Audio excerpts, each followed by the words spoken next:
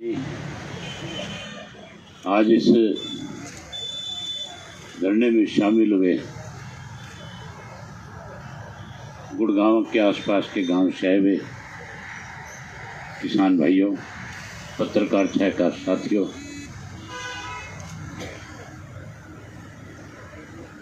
आज दिल्ली के जो बॉर्डर्स हैं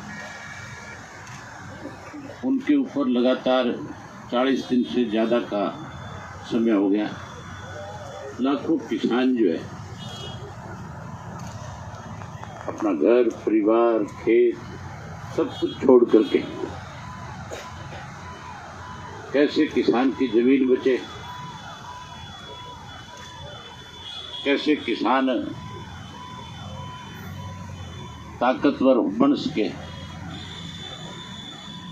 कैसे काले कानून वापस कराया जाए, इसके लिए लगातार लड़ाई लड़ने का काम करें। हैरानी की बात तो ये है कि देश में, प्रदेश में बहुत सारे ऐसे कर्मचारी हैं, बहुत सारे ऐसे सामाजिक संगठन हैं जो लगातार सरकार के सामने जाकर के मांग करते और कहते हैं कि हमें फलां सुविधा देने का काम करो।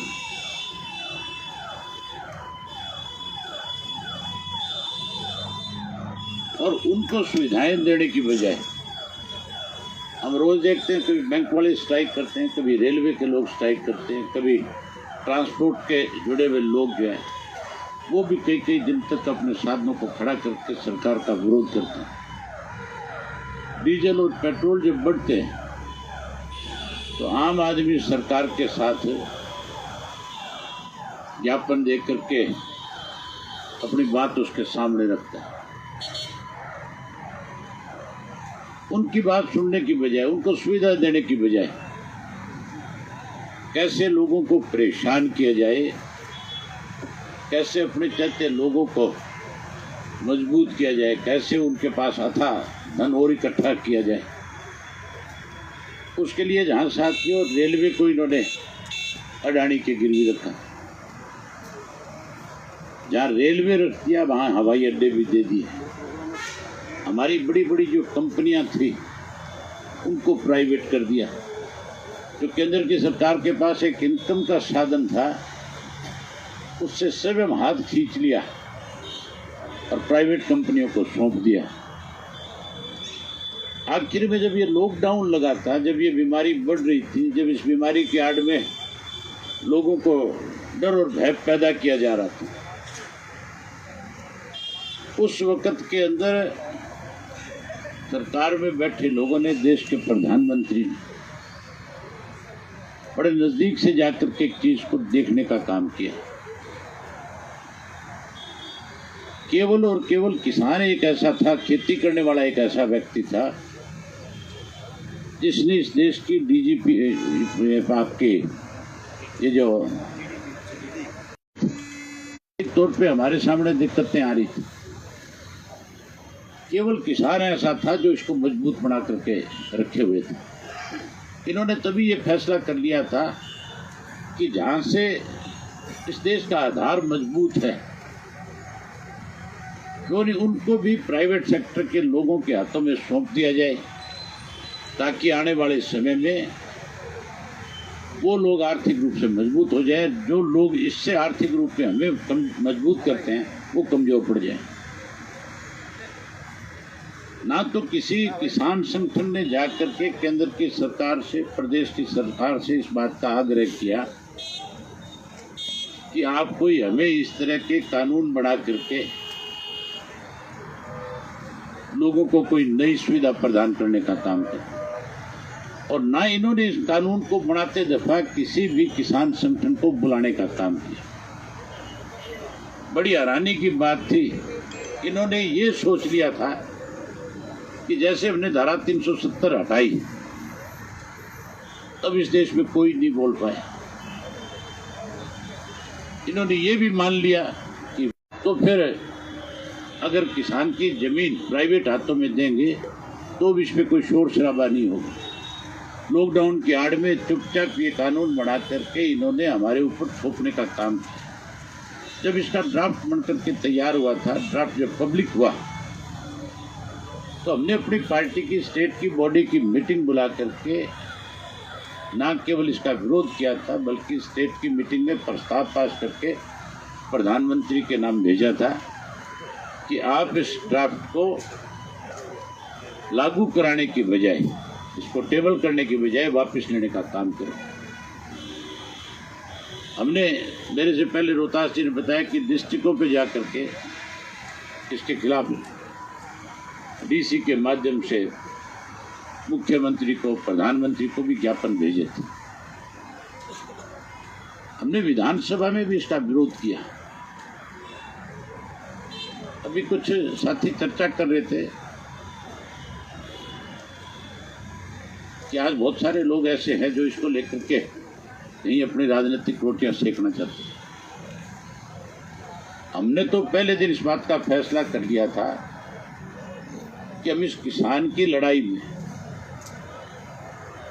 कोई भी राजनीतिक नेता अगर इसका कहीं भी अगवानी करने का काम करेगा, हमारी पार्टी का कार्यकर्ता उसके साथ लग करके इस किसान आंदोलन को मजबूत करेगा।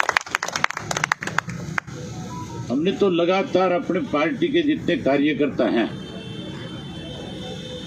उन सब की एक जिम्मेवारी लगा रखी है कि आप वहाँ पार्टी के नाम के साथ जोड़ करके अपने आप को कहीं खड़ा करने की बजाय एक वॉलंटियर के रूप में काम करो, और काम करके जो पंजाब से, गुजरात से, राजस्थान से, मध्य प्रदेश से, अन्य स्टेटों से आए हुए लोग हैं, उन लोगों के सामने किसी किस्म की दिक्कत ना हो, तकलीफ ना हो, उनको अपनी तरफ से आप जाकर के मदद करने का काम करो। हजारों हमारे साथी आज जो है अलग अलग बॉर्डर के ऊपर अपनी जिम्मेवारी को निभाने का काम कर रहे हैं।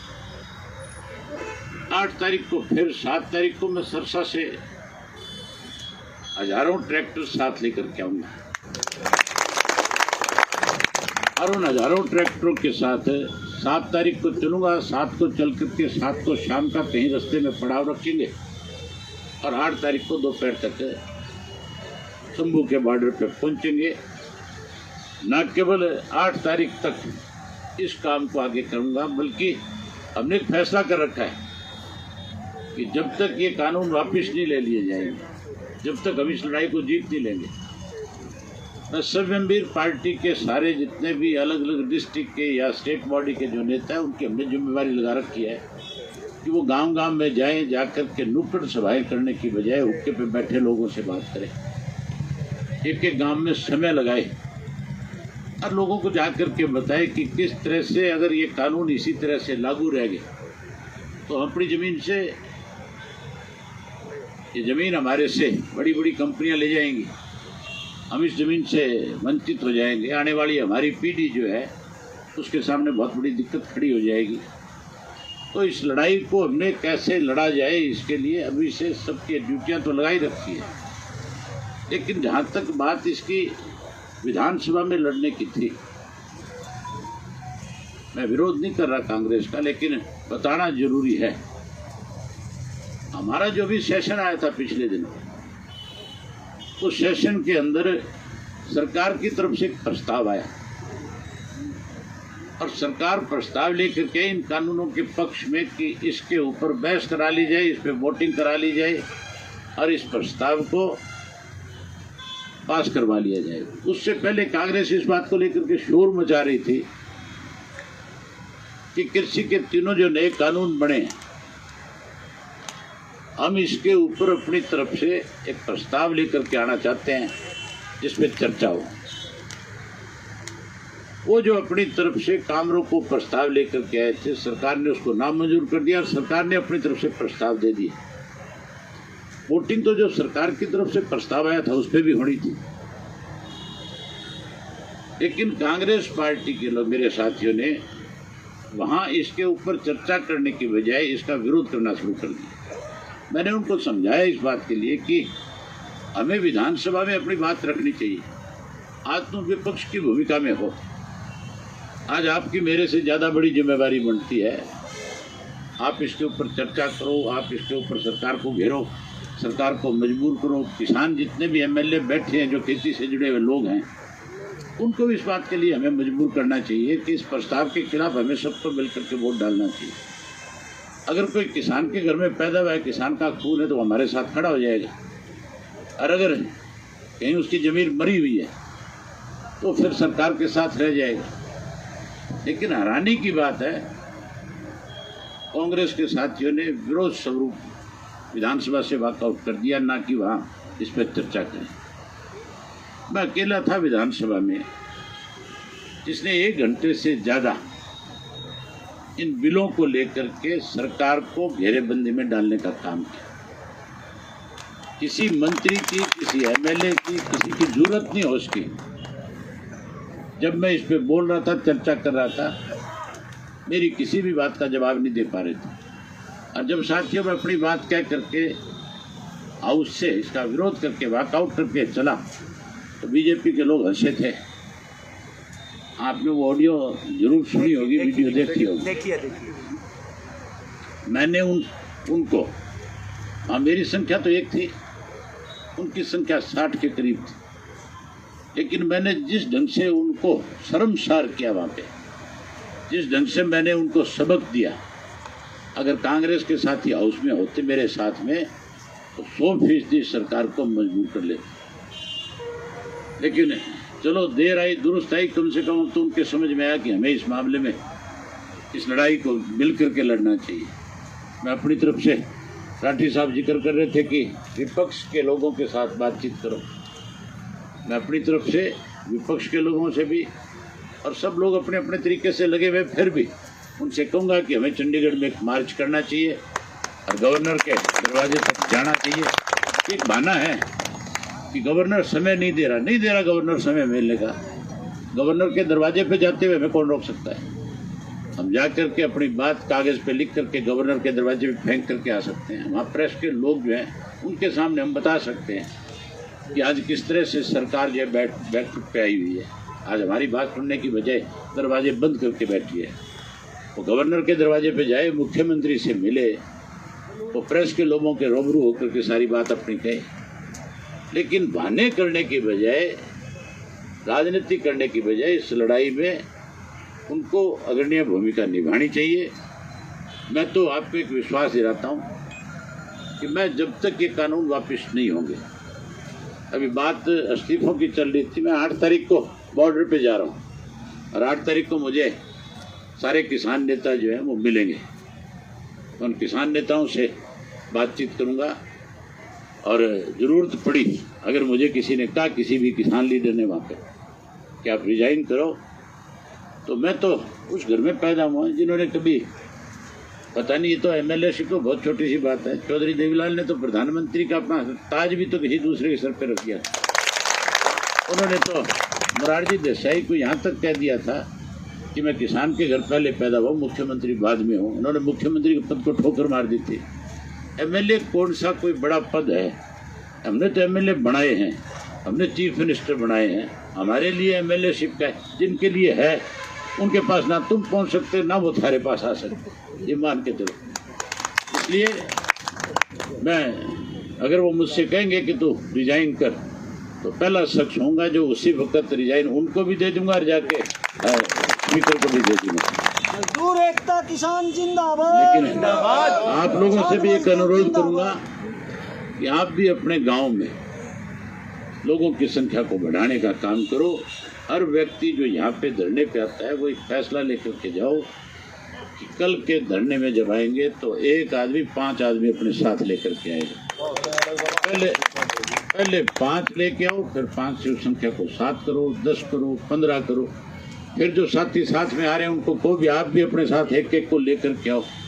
मैं भी अपनी पार्टी के पदाधिकारियों की जिम्मेदारी लगाता हूँ कि वो भी अपने साथ हर रोज इस धरने में शामिल जब हों, 5-7 कार्यकर्ताओं को, गांव के साथियों को लेकर के आए।